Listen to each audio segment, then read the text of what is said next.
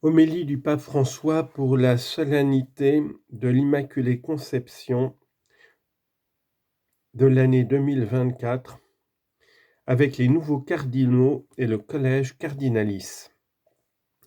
Réjouis-toi comblé de grâce. Par cette salutation, dans l'humble maison de Nazareth, l'ange révèle à Marie le mystère de son cœur immaculé, depuis sa conception exempte de toute tache du péché originel. Au fil des siècles, les chrétiens ont cherché de multiples façons à représenter un tel don par des mots et des images, en soulignant la grâce et la douceur sur le visage de la femme bénie entre toutes, à travers les traits de caractère et les catégories des ethnies et cultures les plus diverses. En effet, la Mère de Dieu, comme l'a observé saint Paul VI, nous montre ce que nous avons tous au fond du cœur, l'image authentique de l'humanité innocente, sainte, parce que son être est tout entier harmonie, candeur, simplicité. Marie est ainsi tout entière harmonie, candeur, simplicité. Elle est tout entière transparence, bonté, perfection, tout entière beauté. Saint Paul VI, le 8 décembre 1963. Arrêtons-nous donc un instant pour la contempler, cette beauté à la lumière de la parole de Dieu, à travers trois aspects de la vie de Marie qui nous la rendent proche et familière. Et quels sont ces trois aspects ? Marie est fille, Marie est épouse et Marie est mère. Regardons tout d'abord l'Immaculée comme fille. Les textes sacrés ne parlent pas de son enfance. L'Évangile nous la présente au moment de son entrée sur la scène de l'histoire comme une jeune fille riche de foi, humble et simple. Elle est la Vierge, dans le regard de laquelle se reflète l'amour du Père et dans le cœur pur de laquelle la gratuité et la gratitude sont la couleur et le parfum de la sainteté. Ici, la Vierge nous apparaît belle comme une fleur qui a poussé dans l'ombre et qui est enfin prête à s'épanouir pour le don de soi, car la vie de Marie est un don de soi continuel. Ce qui nous amène à la deuxième dimension de sa beauté, celle de l'épouse, c'est-à-dire celle que Dieu a choisie comme compagne de son plan de salut. C'est ce que dit le Concile. Dieu a choisi Marie, il a choisi une femme comme compagne de son plan de salut. Il n'y a pas de salut sans la femme, car l'Église est aussi une femme. Elle répond oui en disant « Voici la servante du Seigneur ». Servante non pas dans le sens de asservie et humiliée, mais de personne qui fait confiance, estimée, à qui le Seigneur confie les trésors les plus chers et les missions les plus importantes.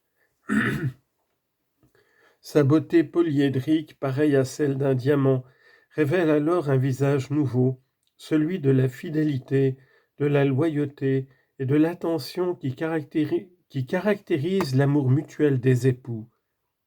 Tout comme l'entendait saint Jean-Paul II lorsqu'il écrivait que l'Immaculée a accepté d'être choisie comme mère du Fils de Dieu, guidée par l'amour nuptial qui consacre totalement à Dieu une personne humaine. Nous arrivons ainsi à la troisième dimension de la beauté de Marie. Quelle est cette troisième dimension ? Celle de mère. C'est la manière la plus courante de la représenter.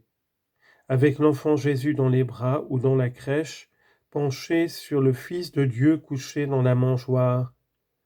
Elle est présente aux côtés de son Fils dans toutes les circonstances de la vie, proche dans sa sollicitude et cachée dans son humanité, dans son humilité.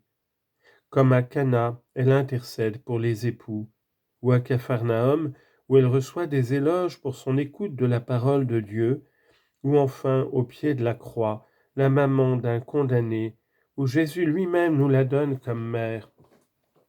Ici, l'Immaculée est belle dans sa fécondité, c'est-à-dire dans son savoir mourir pour donner la vie, dans son oubli de soi pour prendre soin de ceux qui, petits et sans défense, s'accrochent à elle. Tout cela est renfermé dans le cœur immaculé de Marie, exempt de péché, docile à l'action de l'Esprit Saint, prêt à rendre à Dieu par amour un complet hommage d'intelligence et de volonté. Le risque cependant serait de penser qu'il s'agit d'une beauté lointaine, d'une beauté trop élevée, inaccessible.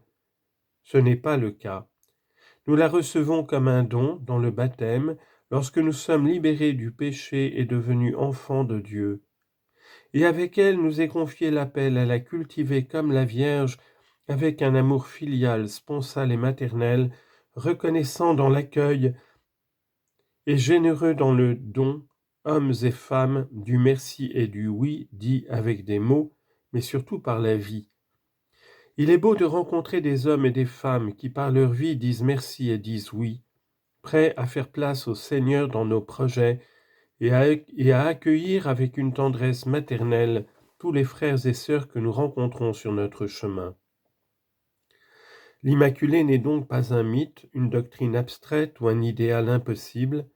Elle est la proposition d'un projet beau et concret, le modèle pleinement réalisé de notre humanité, à travers lequel, par la grâce de Dieu, nous pouvons tous contribuer à rendre meilleur notre monde.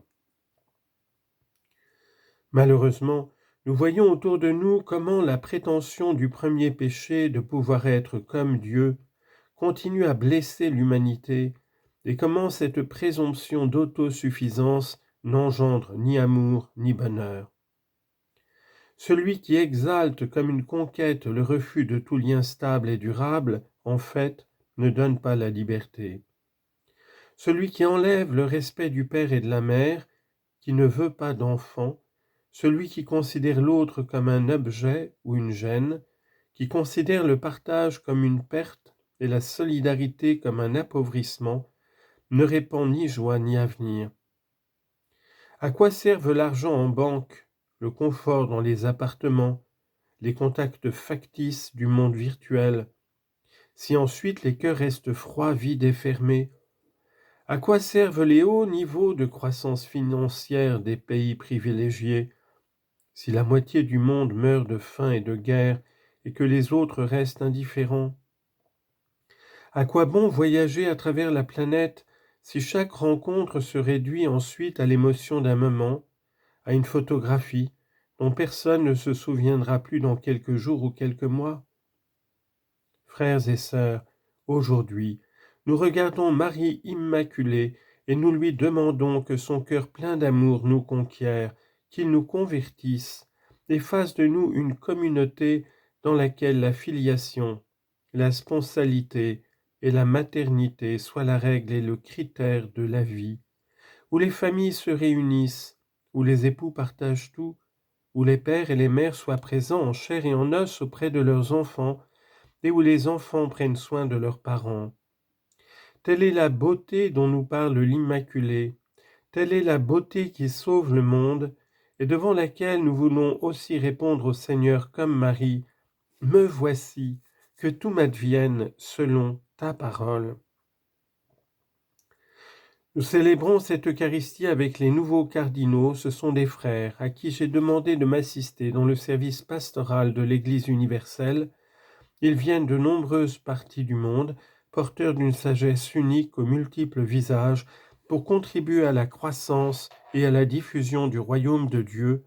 Confions-les tout particulièrement à l'intercession de la Mère du Sauveur.